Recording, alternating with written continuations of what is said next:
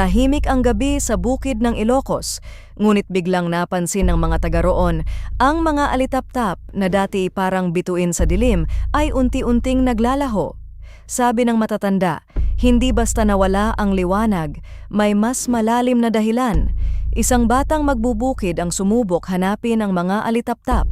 Sa bawat hakbang sa madamong lupa, naririnig niya ang malamig na hangin, kaluskos ng dahon, at tila mga bulong na hindi galing sa tao. Sa gitna ng foggy na bukid, may aninong dumaan, mahaba ang buhok, maputla ang mukha, at mga matang pulang-pula. Napahinto siya, nanginginig sa takot. Ang mga alitaptap, nagtipon-tipon sa paligid ng nilalang, parang hinihigop ang liwanag nila. Biglang nagdilim ang paligid at nag-iwan ng malamig na hangin at takot na bumalot sa buong barangay. Simula noon, walang naglalakas loob na pumasok sa bukid tuwing gabi.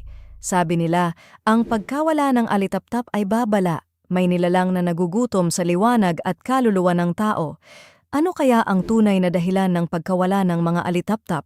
Ikaw, handa ka bang hanapin ang sagot sa dilim?